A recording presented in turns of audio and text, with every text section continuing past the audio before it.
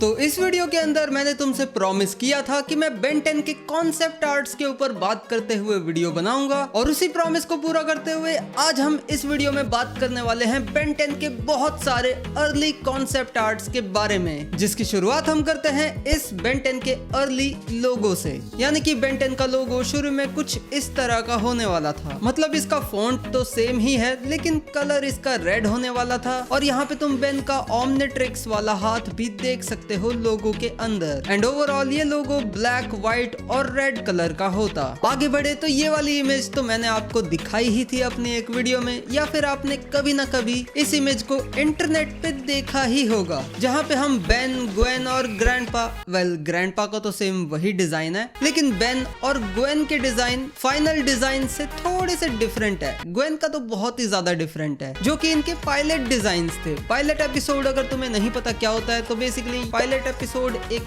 ऐसा एपिसोड होता है जो कि शो के क्रिएटर्स स्टूडियो को दिखाने के लिए बनाते हैं ताकि स्टूडियो उसे देखे और स्टूडियो को अगर उनका आइडिया पसंद आता है तो फिर वो स्टूडियो उन्हें पैसे देता है कि हाँ तुम ये शो बनाओ, हम इसके राइट्स खरीदेंगे और इसे प्रोड्यूस करेंगे। एक और एग्जांपल के लिए तुम देख सकते हो कि अवतार द लास्ट एयरबेंडर का पायलट एपिसोड कुछ इस तरह से दिखाई देता था, जो कि फाइनल प्रोडक्ट यानी कि जो फाइनल सीरीज है उसके मुकाबले दिखने में काफी डिफरेंट लगता है। और ये पायलट एपिसोड तुम्हें इंटरनेट पे भी देखने को मिल जाएगा, लेकिन बेन 10 का ये वाला पायलट एपिसोड हमें देखने को नहीं मिला क्योंकि इसे कभी भी कहीं रिलीज ही नहीं किया गया। फोर आर्म्स के कॉन्सेप्ट आर्ट्स पे हम ध्यान दे तो फोर आर्म्स का ये जो पहला अर्ली डिजाइन है जो कि दिखने में काफी तगड़ा, काफी मस्कुलर लग रहा है, और ये जो पीछे वाला फोर आर्म्स है इसका एक और अच्छा वाला डिजाइन हमारे पास अवेलेबल है जो कि अभी तुम स्क्रीन पे देख सकते हो। एंड आई मस्ट से कि ये बहुत ही ज्यादा बढ़िया लग रहा है। अगर ये फोर आर्म्स का ओरिजिनल डिजाइन होता तो मुझे कोई भी प्रॉब्लम नहीं होती। यार कितना बढ़िया लग रहा है, कितना तगड़ा लग रहा है। ओरिजिनल वाले से तो बहुत ही तगड़ा है दिखने में, कंपैरिजन तुम देख ही सकते हो। इसका फेस भी हमारे वाले फोर आर्म से थोड़ा सा डिफरेंट है। अगर तुम ध्यान से देखो तो इसके सर के पीछे पता नहीं ये क्या चोटी सी निकली हुई है, पता नहीं। और बाकी डिजाइन तो पूरा सेम ही है हमारे क्लासिक वाले फोर आर्म्स जैसा, लेकिन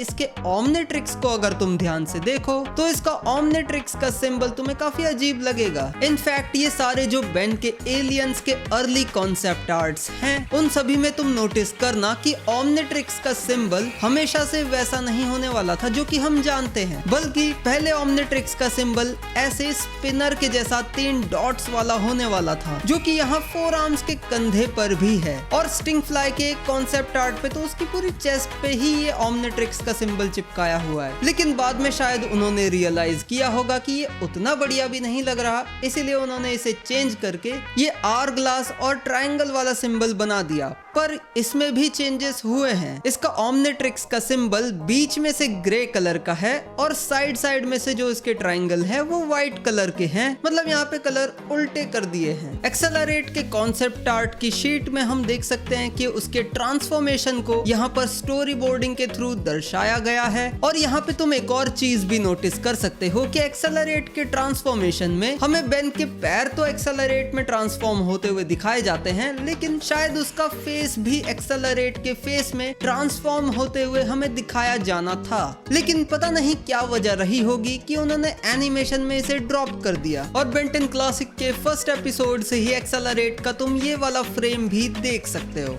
वाइल्ड मड का डिजाइन हमेशा से वैसा ही था, ज्यादा उसका डिजाइन बदला नहीं, लेकिन इसके कॉन्सेप्ट आर्ट में तुम देख सकते हो कि इसके शरीर पर कुछ टैटूज जैसा कुछ बना हुआ है। और as a Wildmutt fan मुझे ये कहना ही पड़ेगा कि मुझे ये डिजाइन काफी अच्छा लग रहा है। मतलब ये वाइल्ड मड के ऊपर ये ब्लैक पैटर्न्स, ये ब्लैक टैटू जो भी है ये बहुत ही बढ़िया लग रहा है। स्टिंग फ्लाई के कॉन्सेप्ट आर्ट्स तो मुझे देखने में ही इतने ज्यादा कॉम्प्लेक्स लग रहे हैं, तो सोचो अगर ये फाइनल हो जाते तो एनिमेटर्स के लिए एनिमेट करना इन्हें कितनी ज्यादा मुश्किल वाली बात हो जाती। हीट ब्लास्ट के कॉन्सेप्ट आर्ट्स को अगर तुम देखो तो देखने पे तुम बिल्कुल भी शायद नहीं बता पाओ कि ये हीट ब्लास्ट है, क्योंकि ये दिखने में थोड़ा थोड़ा हीट ब्लास्ट और 6-6 के मिक्सचर के जैसा लग रहा है, जहां हीट ब्लास्ट के पास शायद एक बॉडी सूट भी होने वाला था जिसकी जगह जगह से उसकी आग या उसका धुआं निकलता रहता। ग्रे मैटर का डिजाइन एक टिपिकल एलियन जैसा जैसा सोचा गया था, मतलब वही बड़ा सर और बड़ी बड़ी आंखें। हालांकि फाइनल में भी वही हुआ है, बड़ा सर और बड़ी बड़ी आंखें, पर इसका अपीयरेंस काफी चेंज हुआ है। जैसे इसकी आंखें तुम देख सकते हो कि ऐसी हो गई, मतलब जैसी हमने फाइनल डिजाइन में देखी है। पर मुझे कहना पड़ेगा कि ये वाला डिजाइन भी अच्छा लग रहा है। हाँ, इसके पैर डिफरेंट जरूर हैं हमारे वाले ग्रे मैटर से, लेकिन मुझे इसकी ब्लैक फिंगर्स और ये शोल्डर स्ट्राइप काफी अच्छा लगा। गोस्ट फ्रीक का भी यहाँ पे तुम देख सकते हो कि ट्रांसफॉर्मेशन को 2 पैनल्स में ही इलस्ट्रेट किया गया है।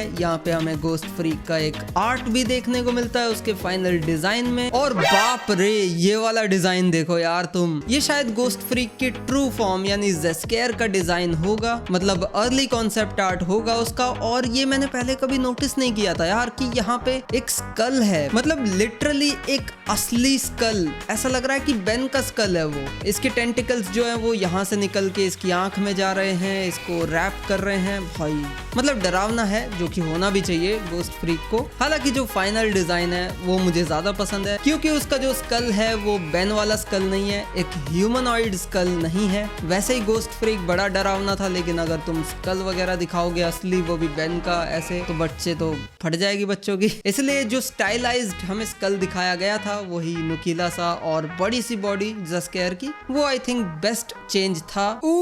डायमंड हेड, भाई साहब डायमंड हेड का मुंह कुछ इस तरह का होने वाला था पहले। ओ बाप रे, ये तो कुछ अजीब ही है। इसका मुंह कहाँ से खुलेगा कहाँ को बंद होगा कुछ समझ में नहीं आ रहा है, लेकिन दिखने में मस्त लग रहा है। इसकी छाती पे तुम बड़ा सा ये ओमनिट्रिक्स का अर्ली सिंबल भी देख सकते हो। और ये पोज तो सेम बेन 10 क्लासिक के डायमंड हेड के फर्स्ट एपिसोड के पोज जैसा ही लग रहा है। जहाँ बेन का ये कॉन्सेप्ट आर्ट शीट तुम देख सकते हो, जहाँ पे बेन का एक अर्ली कॉन्सेप्ट आर्ट हम देख सकते हैं। बेन का राउंडर फेस है और यहाँ पे एक और बेन है, नीचे एक और बेन है जिसके छोटे बाल हैं। एंड ये वाला बेन मुझे थोड़ा थोड़ा उसी पायलट एपिसोड वाले बेन के डिजाइन जैसा सिमिलर लग रहा है। और इसके बीचों बीच ये जो बेन वाला डिजाइन है, ये सेम वही बेन 10 के थीम सॉन्ग के एंड में आने वाला बेन का पोज है, जिसमें बेन के ओमनिट्रिक्स पे ट्रायंगल्स देखने को नहीं मिलते। रिपजॉज के ट्रांसफॉर्मेशन का स्टोरी बोर्ड हम यहाँ पर देख सकते हैं। और इस इमेज में हम बेन के कई सारे एलियंस के अर्ली डिजाइन और यहाँ पे बेन का अर्ली डिजाइन, ग्रैंडपा मैक्स का अर्ली डिजाइन भी देख सकते हैं। वही 4 आर्म्स वाला डिजाइन, ये अपग्रेड का थोड़ा वैसा ही लग रहा है, जो फाइनल डिजाइन है बिल्कुल सेम वैसा ही। डायमंड हेड का ये एपिसोड 1 वाला सीन है और एक्सेलरेट का भी सेम वही फर्स्ट एपिसोड वाला, हीट ब्लास्ट का भी सेम वही फर्स्ट एपिसोड वाला सीन, और वाइल्ड मट का भी, और ग्रे मैटर का वॉशिंगटन BC वाला scene. And to be honest, ये वाली इमेज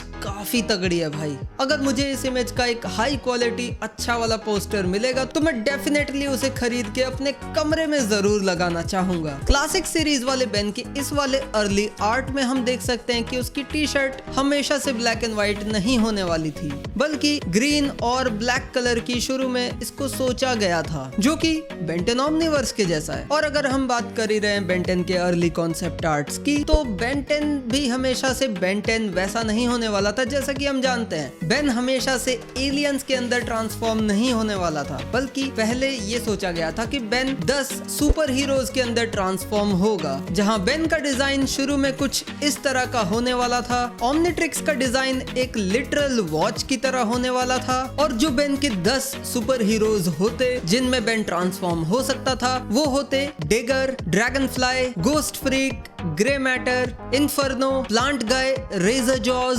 स्ट्रॉन्ग गाय, अपग्रेड और एक्सेलरेट। जिसमें से तुम देख ही सकते हो कि काफी सारे नाम जो हैं वो तुमने सुने हुए हैं, जैसे अपग्रेड, एक्सेलरेट, ग्रे मैटर और गोस्ट फ्रीक। लेकिन उनमें कुछ नए नाम भी है, जैसे डिगर, ड्रैगन फ्लाई, जिसको बाद में रिप्लेस कर दिया गया वाइल्ड मट और स्टिंग फ्लाई से, इन्फर्नो और प्लांट गाय को रिप्लेस कर दिया गया हीट ब्लास्ट और वाइल्ड वाइन से, और रेजर जॉज और स्ट्रॉन्ग गाय को रिप्लेस कर दिया गया रिप जॉज और 4 आर्म्स से। मतलब देखा, हमेशा से बेन के एलियंस या बेन के सुपर हीरोज वैसे नहीं होने वाले थे जैसा कि हमने उन्हें देखा। और बेन के जो फाइनल एलियंस थे वो बेन के इनिशियल जो सुपर हीरोज होने वाले थे उनसे कितने डिफरेंट और कितने सिमिलर थे, इस पे एक कंपैरिजन करते हुए एक वीडियो बन सकती है, अच्छी खासी वीडियो बन सकती है, जिसको अगर तुम देखना चाहते हो तो इस वीडियो पे जल्दी से जल्दी 5000 लाइक्स कंप्लीट करवा देना एंड मैं वो वीडियो ले आऊंगा। और अभी भी कई सारे कॉन्सेप्ट आर्ट्स के ऊपर मुझे बात करनी बाकी है, जिसे अगर तुम जल्दी से जल्दी देखना चाहते हो तो कमेंट कर देना कॉन्सेप्ट आर्ट पार्ट 2। और हाँ, लाइक कर देना, सब्सक्राइब कर देना ताकि चैनल को सपोर्ट मिले। और बाकी अगर तुम्हें जानना है कि क्या ओमनिट्रिक्स को अपग्रेड कर सकता है कि नहीं, तो तुम ये वाली वीडियो चेकआउट कर सकते हो। बाकी मिलते हैं अगली वीडियो में।